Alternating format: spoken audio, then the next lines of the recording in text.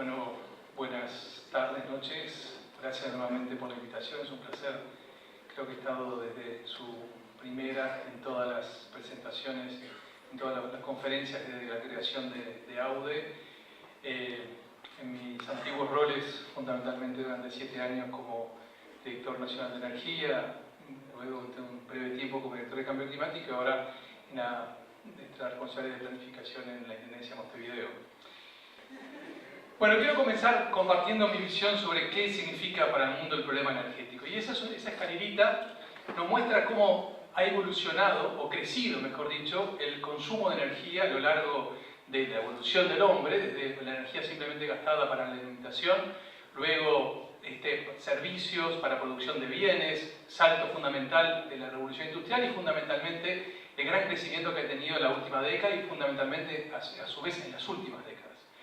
Pero al mismo tiempo de este crecimiento del consumo de energía por persona hay un fuerte crecimiento naturalmente de la población mundial y si colocamos las dos cosas juntas nos da esto. Y este gran crecimiento con diferentes fuentes del consumo energético que ha ido cambiando a lo largo del tiempo nos da este resultado. Si miramos solamente los últimos 200 años de la historia de la humanidad, se multiplicó por 10 el consumo de energía de cada ser humano promedio y a su vez por 10 la población mundial. Es decir, aumentamos 100 veces el consumo de energía de la humanidad en apenas unas pocas generaciones.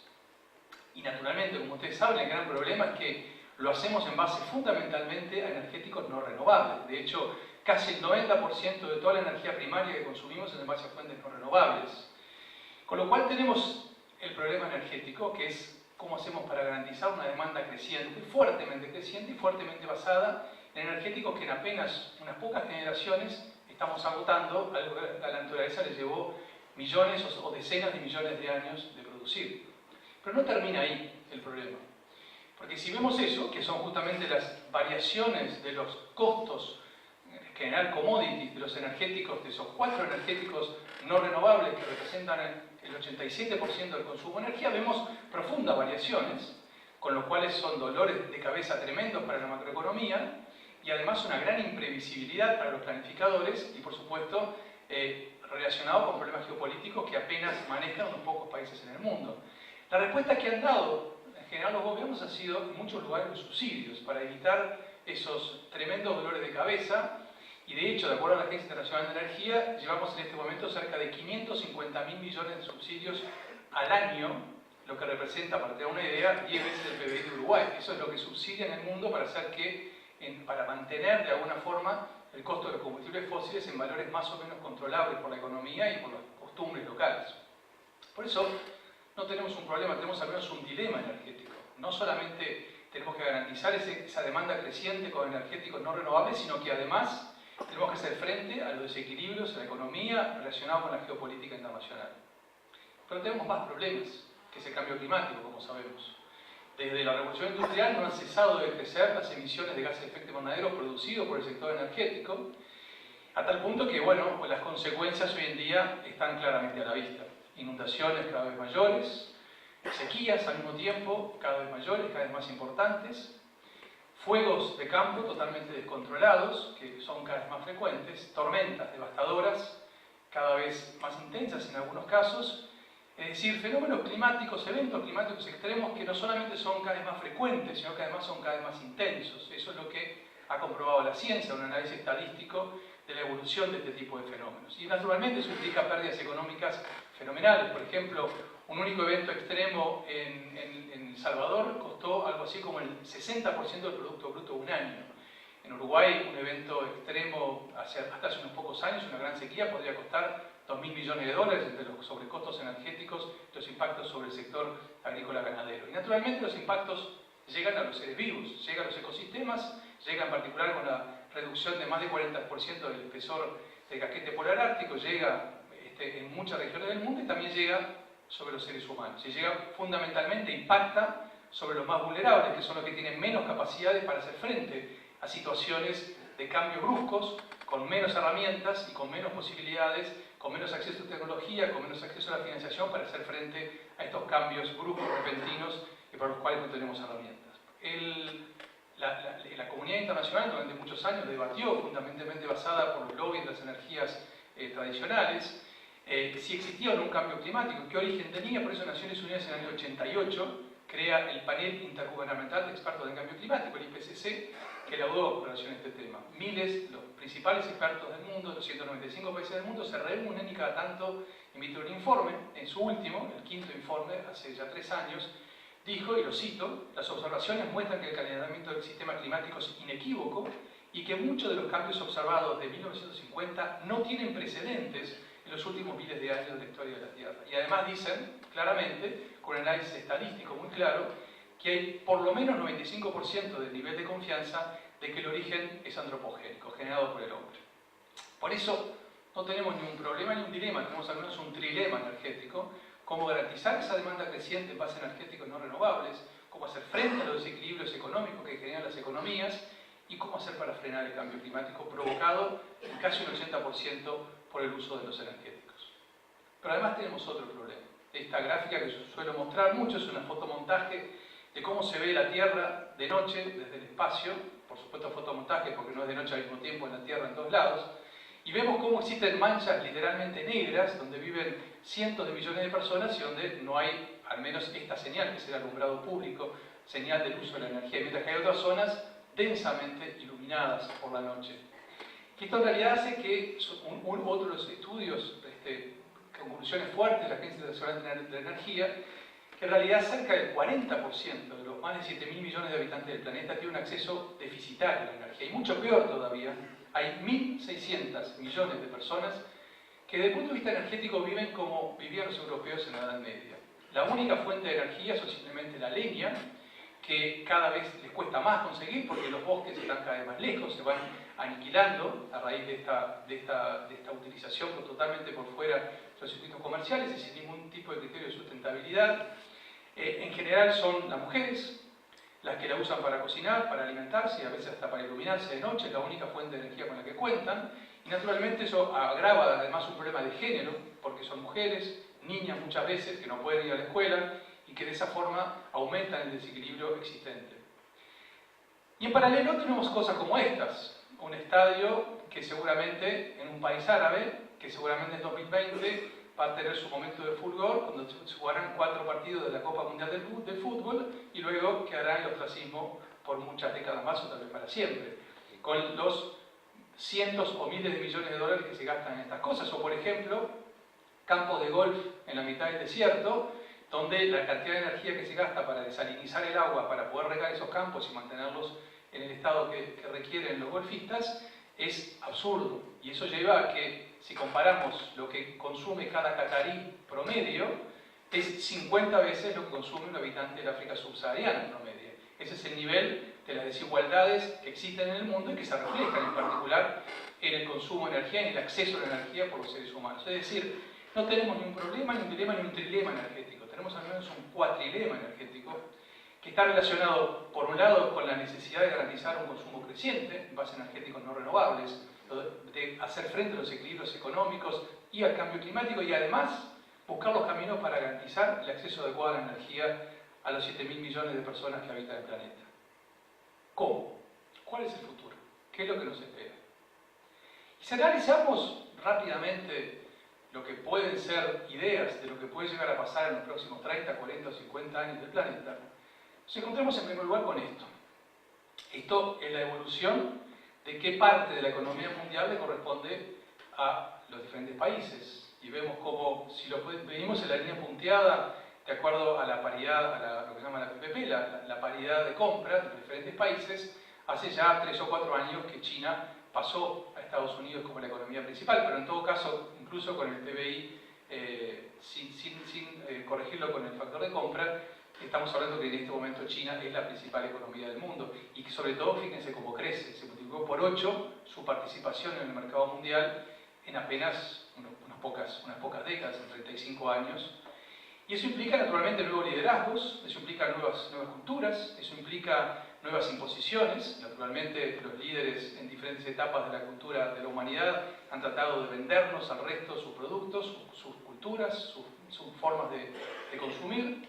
Y bueno, si vemos un poco hasta ahora lo que ha sido la participación, donde ha sido más fuerte hasta ahora de China, que es en el continente africano, podemos medir de alguna forma lo que nos espera para el futuro y a qué nos tenemos que preparar. Es decir, necesariamente el futuro va a tener nuevos liderazgos, y liderazgos muy diferentes a los que conocemos hoy en día.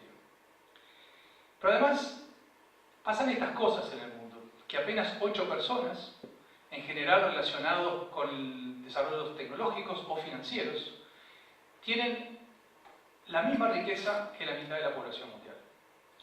Estos desequilibrios que siguen creciendo, hace unos pocos años eran algunas decenas, hace una década eran más de 100, y hoy son 8, nada más. Y 8 concentrados en conocimientos, en capacidades, en poderes muy específicos, la tecnología, el sector financiero. O sea, nos espera un mundo no solamente con nuevo liderazgo, sino además con una mucho mayor concentración de la riqueza. Pero además pasa esto. Esta es una figura que a mí me gusta mucho. Esto nos muestra para cada país, o los principales países, cuál es su principal empresa, la empresa más grande. En función del tamaño con el cual está dibujado el país, es el tamaño de la empresa. Al lado tienen los números de lo que representan las cifras de negocios de cada una de las empresas. Vemos, bueno, Google con 100.000 millones de dólares, Orange Telecom en Francia con alrededor de 21.000 millones. Y lo que vemos es que las grandes empresas energéticas tradicionales, las petroleras, no son las más importantes. Salvo el caso de Shell en Holanda, que sigue siendo de lejos una empresa muy importante, con creo que 30.000 millones de dólares aproximadamente de participación en el mercado. 36.000, 37.000 millones de dólares. Statoil en Noruega, Ecopetrol en Colombia, y no muchas más, Pemex en México. Hoy en día las principales empresas del mundo son TICs, o sea, telecomunicación o diferentes estrategias, o sea, empresas relacionadas con la informática, con las comunicaciones, como Google en Estados Unidos, pero la segunda y la tercera también son relacionadas con las TICs, WhatsApp, Microsoft. Es decir, la presencia de las empresas de base fuertemente tecnológica no ha dejado de crecer en los últimos tiempos, y a su vez las otras grandes empresas son las financieras, ¿no? En muchos países, en particular como por ejemplo en Canadá o en Rusia o en la propia China con el ICBC, los grandes emporios en este momento son empresas o tecnológicas o empresas financieras, o las dos, como es el caso de Tata en India, que combinan las dos cosas. Entonces, el mundo que nos espera es, además de los nuevos liderazgos y además de la concentración de la riqueza, una creciente brecha tecnológica y financiera, donde no solamente hay estos imperios que se crean, sino que además se crean en algunos lugares particulares, y lo que hacen es incrementar justamente esas barreras entre los accesos a la tecnología y al financiamiento en los diferentes países. Pero además tenemos esto, los ejemplos de las empresas, de las industrias totalmente automatizadas.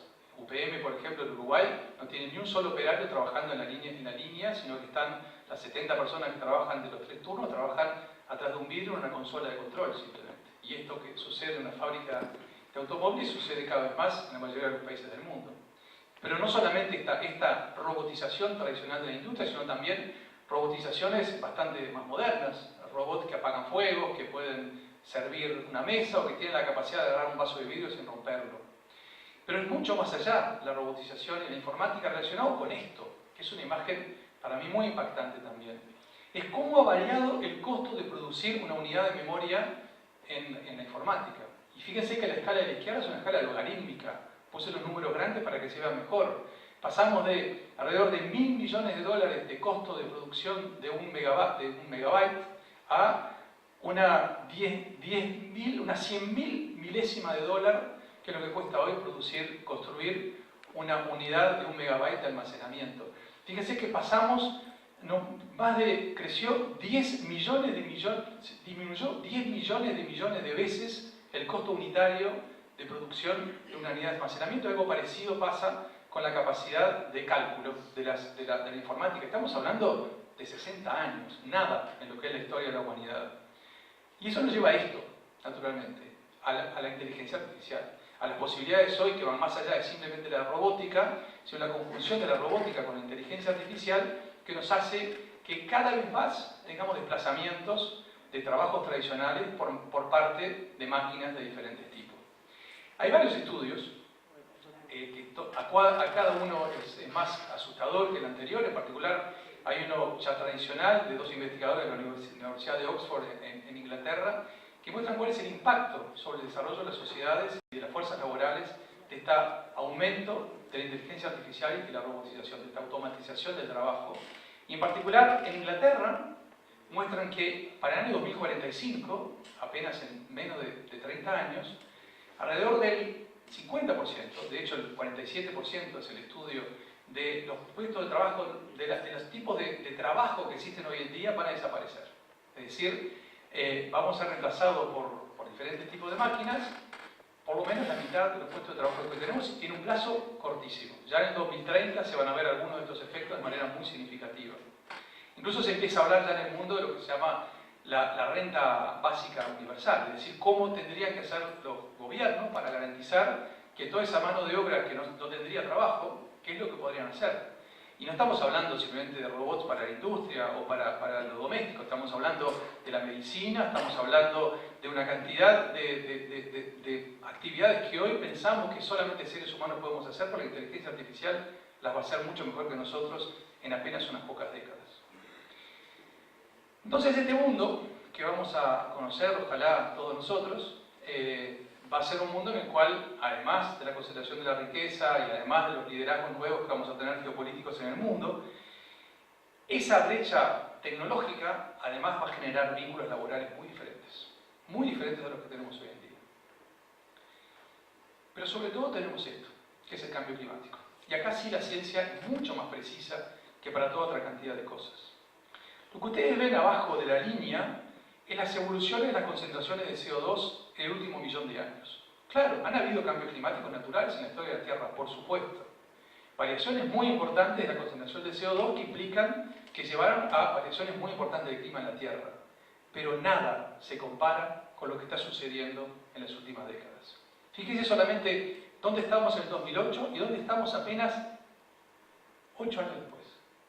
El incremento brutal, descontrolado de las emisiones y lo que permanece efectivamente en la atmósfera es realmente asustador. Y en función de que vayamos a análisis de una restricción muy dura, mucho mayor que la impuesta por el Acuerdo de París, que podríamos llegar alrededor de 550 partes por millón de CO2 en la atmósfera a fin de siglo, vamos a estar mucho más cerca de las 1000 partes por millón, en función, seguramente estaremos en algún punto allí en el medio. Y naturalmente, esto es brutal. Fíjense si comparamos con algunas cosas que pasaron en la historia reciente de la Tierra. Cuando teníamos apenas 100 partes por millón menos que las que teníamos hasta hace apenas unas décadas, cuando teníamos cerca de 180 partes por millón, teníamos glaciaciones. Las glaciaciones, cada vez que hay un piquito para abajo es una glaciación. Y ahora estamos más de 100 partes por millón por encima de los valores que teníamos en los momentos de temperaturas altas en la Tierra. O sea, hay una cierta dinámica, pero el efecto de la concentración de gas de efecto invernadero en la atmósfera es inevitable que va a llevar a calentamientos mucho mayores de los que hoy sufrimos. De hecho, en el mismo informe del IPCC dicen, cito, la continuidad de las emisiones de gases de efecto invernadero generará mayor calentamiento y cambios duraderos en todas las componentes del sistema climático, incrementando la ocurrencia de impactos severos, generalizados e irreversibles para la gente y los ecosistemas. ¿Qué son esos impactos generalizados e irreversibles? Son este tipo de cosas, que están verificados efectivamente por los modelos. Sequías, desertificaciones en partes muy importantes del planeta, pérdidas de cosechas y naturalmente eso lleva a hambrunas que van a tocar a cientos de millones de personas. Por otro lado, serios problemas con el agua potable, las desapariciones, las disminuciones del tamaño de los reservorios de agua y sobre todo y fundamentalmente la calidad de los reservorios de agua va a seguir incrementándose y eso va a generar dificultades para el acceso al agua muchísimo mayores, incomparablemente mayores a las que existen hoy en día en el planeta. Por otro lado, se van a generar más olas de calor, peores olas de calor, más frecuentes y eso va a incrementar la emergencia de algunas enfermedades tropicales que hoy están confinadas a ciertas partes del globo. Por ejemplo, el hecho de que en Uruguay llegara el dengue, enfermedad típicamente tropical que hacía 100 años que no existía en Uruguay, y es claramente una consecuencia de este fenómeno que se va a intensificar, y hay un análisis de cuáles serían las regiones del mundo que serían más proclives para que sucedieran este tipo de fenómenos. Y además, por supuesto, las tormentas, ¿no? Cuanta más energía hay en la atmósfera, es un tema termodinámico muy sensible, los fenómenos extremos van a seguir empeorándose y van a llegar en algunos casos a situaciones bastante más preocupantes. Y después viene el penúltimo peor problema, el segundo peor problema, que es las consecuencias del derretimiento de los glaciares. Esta foto es real, no es una modelización, lo que ya viene ocurriendo en muchos glaciares. De hecho, el 90% de los glaciares del mundo están hoy en retroceso de su volumen. Pero National Geographic estudió qué pasaría si llegáramos a la hipotética desaparición de todos los glaciares del mundo. Y las consecuencias son estas. Esto es Nueva York, si se derriten todos los glaciares del mundo. Esto es Estados Unidos, fíjense la desaparición de Florida y de una buena parte de la costa sur y sobre todo la costa este de Estados Unidos. Esto es Europa, fíjense qué pasa con Holanda, con Bélgica, que desaparecen. Una parte importante del este de Italia, y fíjense el crecimiento de los mares interiores de Europa y de Asia que invaden una parte muy significativa del territorio euroasiático. Fíjense América Latina, América del Sur en particular, el avance sobre una buena parte de la Amazonia, y fíjense lo que pasa en esta parte del globo, donde Uruguay y una buena parte de la Pampa y de Entre Ríos en Argentina, que se ven absolutamente inundados. Es una transformación radical en particular de los hábitats de más de 1.000 o 2.000 millones de seres humanos. Y después viene el peor problema. El peor problema son los océanos. Los océanos, las 3/4 partes más o menos del CO2 que emitimos es absorbido por los océanos. Eso no puede decir que es buena noticia, porque si no el cambio climático sería muchísimo peor. Pero en realidad es buena noticia para todos, menos para los océanos, porque los océanos al capturar CO2 se acidifican. Las consecuencias sobre los corales, los moluscos y los calcáreos en general es muy importante. Fíjense lo que pasaría en función de las partes por millón. Ya estamos hoy en 440, con muy bajas emisiones llegaríamos a 550, para que tengan una idea de cuál es el impacto, ¿no? Pero el impacto es sobre la cadena alimentaria, no es solamente sobre los moluscos. Es decir, ya tenemos fenómenos que atacan, la cadena alimentaria arranca en los océanos e impacta no solamente sobre los primeros actores de esta dificultad en relación a la acidificación. Y uno puede llegar a pensar también en esto, que no es una imagen apocalíptica.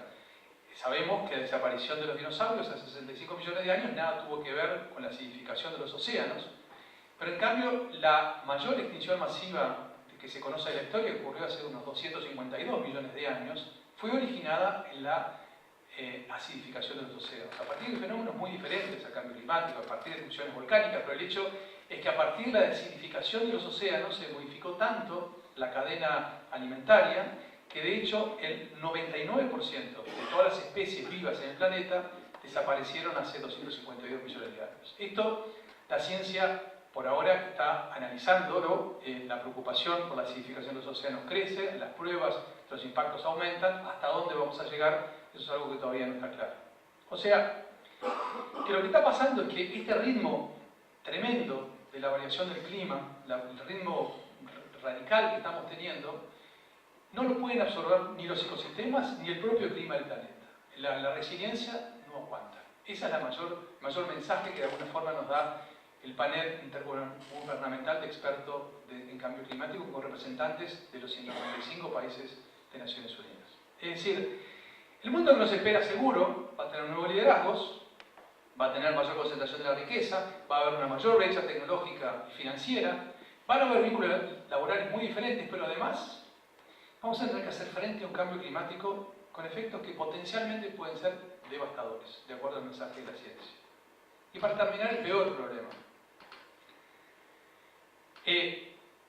Hoy, 1/3 de la población mundial, un poco más de 2.000 millones de personas, unos 2.500 millones de personas, estamos interconectados con diferentes redes sociales. Interconectados tal vez como nunca, lo cual sirve para muchas de las cosas que están pasando. El Acuerdo de París yo creo que no hubiera ocurrido sin la presión que significó para los gobernantes el hecho de que un habitante de París supiera al instante cuando un tifón en Filipinas mataba a 3.000 personas. La empatía que se genera a través de las redes sociales es muy importante para generar desde la conciencia de cada uno la vinculación con los males que le están pasando a otros. Pero hay por lo menos 2/3 de la población mundial que sufre los males y que hacen cosas como esta. Tratan de escapar a la realidad que vive y a como sea, atravesar las barreras que sean para llegar a otras esperanzas diferentes de las que están viviendo. Algunos llegan muy agradecidos de haber podido llegar a ese nuevo mundo, a esa nueva vida, otros no, muchos otros no llegan, y tenemos imágenes que realmente creo que a todos nos han impactado. Y después tenemos los muros, naturalmente, los muros donde físicamente se impide, se cierran las fronteras, se impide la llegada, los buenos estamos adentro, los malos están afuera, arréglese quien pueda. Y ese realmente es el temor más importante, es decir, cómo a todos los males anteriores o todas las dificultades que tendremos que enfrentar en el futuro, ¿cómo hacemos para vivir en un mundo cada vez más conectado virtualmente, pero con barreras físicas cada vez más relevantes? Y si no son barreras a las personas, son barreras a los productos, son barreras al comercio, si no estamos en algún gran bloque internacional, las barreras para arancelarias, para colgar nuestros productos, van a ser cada vez más importantes. Ese es el futuro que tenemos que tratar de cambiar. ¿Cómo hacemos para generar nuestro futuro? No soy un defensor a ultranza del Acuerdo de París de Cambio Climático, estoy muy orgulloso de haber participado, pero creo que marcó caminos. Fueron 23 años de negociación en Naciones Unidas, pero el mensaje de la ciencia relacionado con el clima era tan contundente que no hubo un solo líder mundial hace 2 años que se animara a oponerse. Los países petroleros, Estados Unidos, los principales emisores, todos fueron contestes en que había que hacer algo muy diferente. Y el Acuerdo de París no es simplemente luchar, comprometerse para que el calentamiento climático no supere 2 grados en relación a los valores preindustriales al final de este siglo. Claro, es una meta muy importante, el compromiso de todos los países para no superar un calentamiento de 2 grados al final de este siglo. No es garantía de que las cosas mejoren, pero sí es garantía o es una esperanza de que no empeore mucho. Eso es lo que implica no aumentar más de 2 grados. Pero además hay compromisos muy fuertes en el Acuerdo de París. Hay compromiso de cómo ir reduciendo el uso de los combustibles fósiles y, por lo tanto, concretamente caminos para disminuir las emisiones de gases de efecto invernadero, las más importantes. Y es que, de alguna forma, intentó definir un camino para un acuerdo multilateral en el marco justamente del multilateralismo que representa las Naciones Unidas, donde de alguna forma un país un voto y hay que llegar a acuerdos, hay que llegar a acuerdos globales. Y en particular hay todo un capítulo del acuerdo para transferir tecnología de los países centrales a los países en desarrollo, pero sobre todo está la creación del Fondo Verde del Clima, que para 2020 tenían que ser 100.000 millones de dólares por año, o sea, el doble del Producto Bruto de Uruguay, en los cuales los países en desarrollo se comprometían a fondear ese Fondo Verde del Clima para financiar proyectos tanto de mitigación de emisiones como de adaptación al cambio climático en los países más vulnerables, fundamentalmente, pero sobre todo en todos los países no desarrollados o en desarrollo. Y esto también nos genera un problema a nosotros, porque de alguna forma Asia la iban a ayudar Japón, China, Corea. Era muy fuerte el vínculo, es muy fuerte el vínculo entre Europa y África, pero si Estados Unidos se baja del acuerdo climático, vamos a estar en problemas. Vamos a tener que realmente incorporar en el corazón de nuestra fiscalidad los costos climáticos para las próximas décadas. El tener este fondo y tener estas transferencias y tener este acuerdo, en teoría nos debería permitir para avanzar fuertemente en la instalación de las energías renovables, en el despliegue en todo el mundo, en promover, por supuesto, la eficiencia energética en los principales sectores de consumo, en la industria, los hogares y el transporte, en reducir la deforestación con planes muy específicos, Red Plus en particular, y además en financiar estrategias, tecnologías y transformaciones culturales para adaptarnos adecuadamente a los efectos del cambio climático. Uruguay en particular, muy brevemente, ha seguido un camino previo al Acuerdo de París, que acá con el ex ministro Daniel Martínez construimos y que entre todos llevamos adelante y del cual todos ustedes, o una buena parte de los que están aquí, son parte de esta transformación, que nos lleva a que en el año 2016 hayamos cerrado nuestra matriz energética primaria con 62% de energías renovables. Esto realmente es un número extraordinariamente alto. Nos habíamos planteado con Daniel llegar al 50% en el año 2015, llegamos al 57% en 2015, hoy estamos en 62%. Esto es claramente un número superlativamente diferente de los números promedios a nivel del mundo. Esto es energía primaria, es decir, acá está incluida la industria, el transporte, la generación de electricidad, el agro, todo está incluido acá adentro. Porque si miramos el sector eléctrico, estamos hablando de números completamente diferentes. El cierre del año pasado marcó 97% de energías renovables, y esto naturalmente también es un número extraordinariamente más alto que el promedio mundial. Y lo que es interesante es que esto naturalmente nos abre el mundo eventualmente a posibles barreras arancelarias que pueden existir en el futuro relacionadas con la huella climática de los productos que se quieran exportar. Hoy, nuestro sector eléctrico en particular, ya sea que lo midamos por kilovatio hora producido, per cápita o por PBI, por dólar de PBI generado en el país, nuestras emisiones son 30 veces menores al promedio mundial. Y eso realmente nos permite decir que en este sector entendemos haber culminado la descarbonización de nuestra matriz eléctrica en particular. Y esto no se hizo con un costo. Lo que hicimos fue justamente un camino fuera de subsidios, generando las condiciones adecuadas, lo que nos permite reducir cerca de 500 millones de dólares al año en los costos de producción de electricidad que se consume en el país, que implica un cambio de alrededor del 50% en relación a lo que eran los valores promedios históricos con los que veníamos.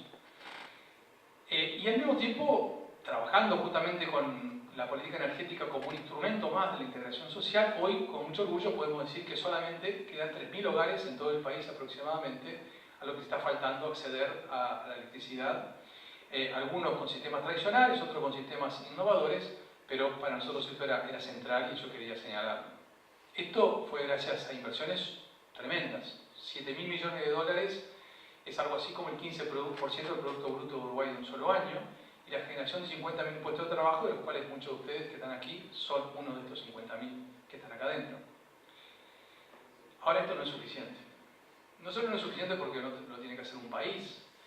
Además, si todo el mundo lo fuera a hacer, en lugar de 7.000 millones de dólares, habría que conseguir por lo menos 10 trillones de dólares para poder hacer frente a una transformación de este tipo al mismo tiempo en todo el mundo. No hay 10 trillones de dólares, algunos tienen 10 trillones de dólares, y además implica una cantidad de desarrollos, implica una cantidad de materia prima, implica una cantidad de acero para fabricar molinos de viento, implica una cantidad de silicio para fabricar placas fotovoltaicas, implica una cantidad de cosas que en realidad está en la base de todo esto. Y la base de todo esto para mí vuelve a ser aquella gráfica que fue la primera que yo les mostré.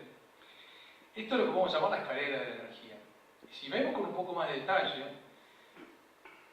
y nos preguntamos cómo va a seguir esto, lo que nos damos cuenta es que en realidad no es los gobiernos solamente que tienen que hacer cosas. Los consumidores somos los que tenemos que hacer muchas más cosas que los gobiernos. Porque aquí tenemos, por ejemplo, esto. ¿Qué es esto?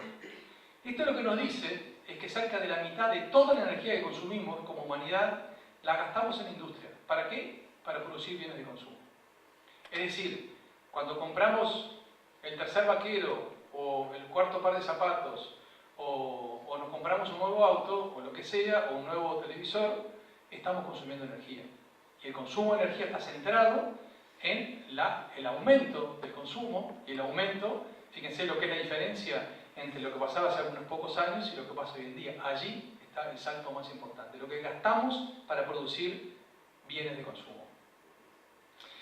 Hoy, ¿en qué se basa la producción? Bueno, primero fundamentalmente en extraer materias primas extraídas de la naturaleza. Eso es central. Esa es la fuente primaria para el insumo fundamental del 99,9% de la industria del mundo. Y además, se fabrican productos con vida útil cada vez menor. Y además que no pueden ser reparados, que cuando se rompen se tiran. La industria genera residuos, contamina. Esa es lo de hoy. Lo que tratamos de ver es cómo hacer para que contamine lo menos posible dentro de ciertos rangos. Y además, fundamentalmente, el mundo está basada en combustibles fósiles. Todavía mucho en base fundamentalmente al carbón. El futuro tiene que ser diferente, claramente. O sea, tendremos que utilizar materias primas recuperadas de los residuos que hemos generado a lo largo de todas estas generaciones. Tendremos necesariamente que fabricar productos que sean mucho más durables. mucho más durables. Y además tenemos que producir cosas reparables, no que se rompan y se tiren, como era antes. Tenemos que reciclar los sobrantes. No puede haber sobrante en la industria, tiene que ser una industria, una economía. Tenemos que tender hacia la economía circular. Tenemos que tender a la contaminación cero. Y tenemos que usar naturalmente energéticos renovables a nivel industrial. Pero además, y lo más importante en relación a cada uno de nosotros, tenemos que dejar de pensar que el desarrollo simplemente es que el crecimiento del PBI. Hasta cierto punto, hay un estudio bien interesante de un investigador inglés que muestra que hasta cierto punto del crecimiento del PBI hay una correlación directa entre PBI y calidad de vida de la gente. Pero después de un cierto PBI ya no hay ninguna relación entre los ingresos de la gente y la calidad de la vida. De eso se trata. Se trata de alguna forma de que el desarrollo no puede ser simplemente ampliar el número de personas que acceden a más bienes, a más servicios, a más bienes de consumo. El desarrollo tiene que ser mucho más empezar a pensar en cómo garantizar que todas las personas accedan simplemente a una mejor calidad de vida. Y en un contexto de sustentabilidad global, sustentabilidad ambiental, sustentabilidad económica, sustentabilidad social. Ese es el desafío verdadero. Y naturalmente esto se basa si la propaganda, en lugar de tratar de convencernos de comprar algo que ni sabíamos que precisábamos hasta que escuchamos esa maravillosa propaganda, el objetivo tiene que ser exactamente lo contrario, ayudarnos a percibir nuevos valores, valores de solidaridad, valores de compartir, valores de empatía, valores en definitiva de sustentabilidad global en relación a nuestros vínculos con nosotros mismos y con el ambiente que nos rodea. Ahora, claro, y para terminar, esta transformación no solamente ha incrementado el consumo de energía para producir bienes en la industria, sino también lo hemos aumentado mucho a nivel residencial, a nivel de los servicios y a nivel de transporte. Es decir, a nivel de lo más cercano a nosotros mismos. Por eso, mucho más cercano a nosotros que los gobiernos nacionales son los gobiernos locales. Y los gobiernos locales, las ciudades, juegan un rol creciente.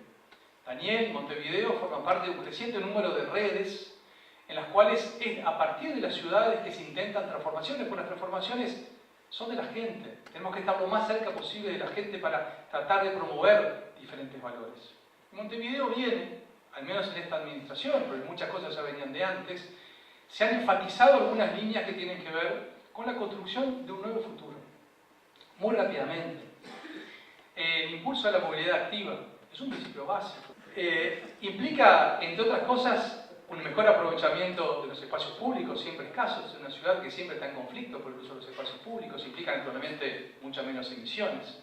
El proyecto 18 de julio en particular, que estamos trabajando, es bastante emblemático, es justamente un mejor aprovechamiento de nuestra principal avenida histórica.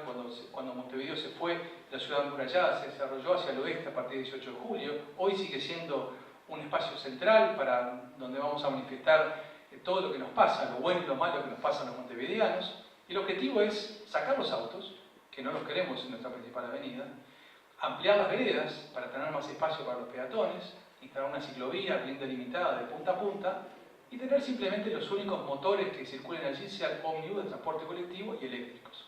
Ese es, por ejemplo, un proyecto emblemático del tipo de cosas que estamos tratando de desarrollar en Montevideo. Y en general, mucho más fuertemente, sé que Gonzalo Márquez esta tarde contó algunas de estas experiencias, un desarrollo más fuerte de la electromovilidad que va a seguir incrementándose en esta administración. Por otro lado, naturalmente, capturamos el metano en nuestro relleno sanitario. Por otro lado, hay varios caminos que se están promoviendo para promover el reciclado en origen, es decir, promover el cambio cultural para que los montevideanos y las montevideanas estén mucho más cerca de esa noción, pero también en destino, es decir, una planta de reciclado nueva que está proyectada y que se va a empezar a construir para de la basura que generamos poder extraer a su vez lo que es reciclable. Hay varios proyectos impulsando el compostaje y las huellas orgánicas, naturalmente con la gente, es la única forma de hacer este tipo de cosas. Se ha resuelto cerca de $1 millón para plantar nuevos árboles en algunas de nuestras avenidas y nuestras calles. Hay diversas experiencias desarrolladas sobre economía social, cooperativas, etcétera, economía colaborativa y fundamentalmente economía circular. Hay varias experiencias en diferentes lugares generando los espacios para que la gente haga las cosas, que sea la gente la que tome el protagonismo y nosotros simplemente ayudamos a que las cosas sucedan. Y eso está relacionado con el fuerte impulso fundamental para la Administración de Montevideo a la participación ciudadana de diferentes formas. Y quiero mencionar simplemente, antes de terminar, la creación reciente de una oficina de resiliencia en la Intendencia, en el marco de un proyecto global impulsado por la Fundación Rockefeller de promover ciudades resilientes, se llama 100 RC, Resilient Cities. Y bueno, son 100 ciudades, Montevideo fue elegida entre alrededor de 3.000 para participar justamente de este trabajo para promover la resiliencia a nivel de las ciudades en el mundo. Es una muestra más de cómo las miradas internacionales están centrando cada vez más en las ciudades, más que en los gobiernos nacionales. Y por último, no quiero dejar de mencionar, antes de terminar, un trabajo fuerte que se viene desarrollando cada vez más y que Montevideo está participando junto con el gobierno nacional y va a desarrollar eso a través de un acuerdo, un convenio. Esta mirada de tratar de justamente de cómo vemos al país y cómo vemos la ciudad en el año 2050. Cómo vamos a manejar las nuevas relaciones laborales, cómo vamos a manejar los accesos de los mercados, cómo vamos a manejar los temas tecnológicos y cómo vamos a manejar fundamentalmente la aplicación de inteligencia para el desarrollo, para la valoración de nuestros productos naturales, que son lo más importante. Cómo casamos la ciencia, la tecnología, la innovación con la producción. Esa mirada prospectiva nos va a llevar a la construcción para acercarnos a ese país, a esa ciudad, en definitiva, a ese mundo al que queremos tratar de acercarnos. Muchas gracias.